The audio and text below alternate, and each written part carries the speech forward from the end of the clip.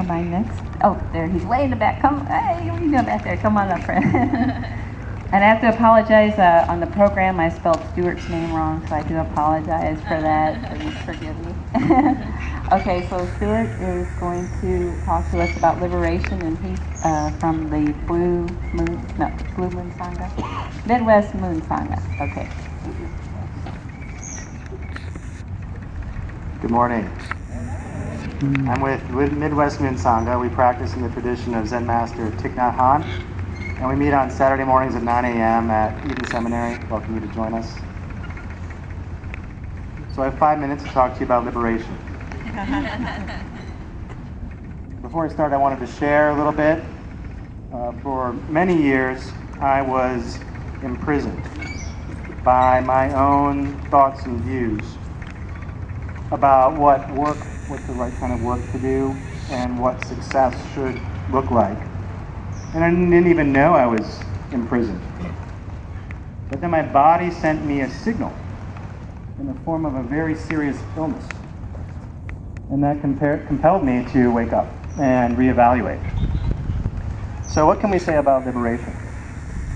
Liberation in the ultimate sense is nirvana, the complete freedom from all notions and concepts. Also described as an immense form of relief.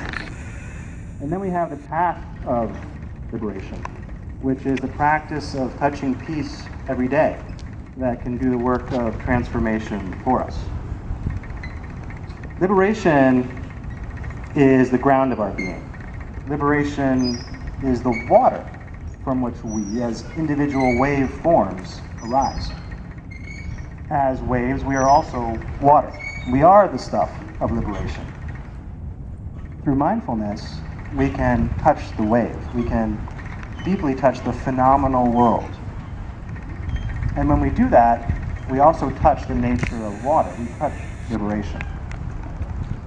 And as we practice like that, we can find that we're able to relieve ourselves of our afflictions, our anxieties, depression, fear. Liberation is the path of releasing, relaxing, and letting go. Letting go of what? Our habit energies, our habitual tendencies, the library of our habits that we've developed over our lives through our experience, and we've inherited from our ancestors. And these habits exist in a more or less unconscious corner of our minds. So we have the liberation, which is the ultimate, nirvana, and then we have the path of liberation, which can bring us relief right away. And this is the path of releasing our habit energies. And this, incidentally, is the path of discovering our creativity, of responding to life in an original way, moment to moment, to living in awareness.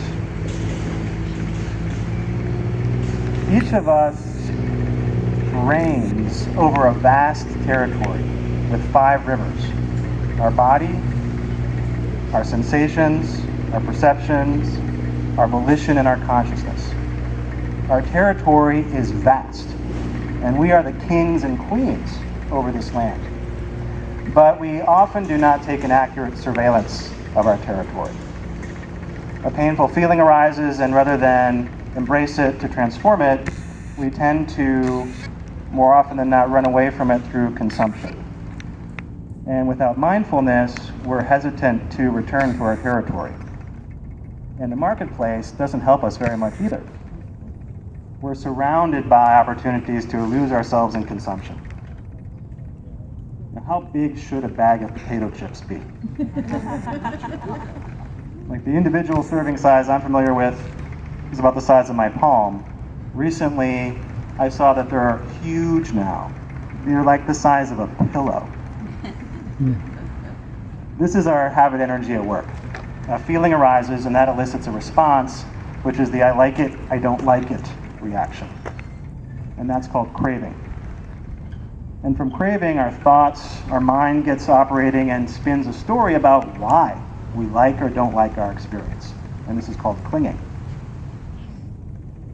Mindfulness is generated through meditation, and that energy enables us to keep an eye on our territory, to accurately survey it, and to touch the wave deeply. Mindfulness means observing how mind's attention moves from moment to moment. With mindfulness, we can stick around and survey the territory. And mindfulness, we can develop that through meditation to the point where it's with us throughout our day. Think about, you came this morning to the park to meet your friend, you saw her, you recognized her, she was there. In that moment, you didn't have to pull recognition out of your pocket and apply it. Recognition was already there. Mindfulness has the same capacity to be with us throughout our day. The fact of the matter is, when a sensation or feeling arises, painful or not, it's there. That's the truth, that's the Dhamma. And then one question arises is, okay, so what does the path of liberation look like in the moment, in that instant? And I think one helpful way to think about that is in terms of the 6 R's. We remember to observe how mind's attention moves. We recognize what that object of mind is, that feeling or thought. We release it. So we don't continue to direct mind's attention to that object of mind. And then we relax. We relax our body, we relax our mind. We release that tight mental fist that our mind has made around that object. And then we re-smile. We place a smile in our hearts or on our lips, and we bring up a wholesome image or thought. And then finally we return to our object of meditation. So this could be our breath, or it could be radiating loving kindness as we go about our day. And we're fortunate, most of us live in Missouri. This is actually a prime teaching area for the 6 R's. I recently went on a retreat at Dhamma Sukha Meditation Center in Annapolis, Missouri, led by the abbot there, Bhante Vimalaramsi, and I found it really, really neat. I recommend you could go on the internet and check out the 6 R's and Dhamma Sukha. Every time we have an opportunity to come across the Dharma, that's an opportunity to experience a release and a transformation. And especially when we see the connection between clinging and craving and our habit energies, that awareness alone is liberation. This is an applied practice. It's not theory or philosophy. It's not taught in a university or an institute. Everything we learn, we should seek to put into practice in our life right away and walk the path of liberation to experience peace, joy, happiness, nourishment, and healing.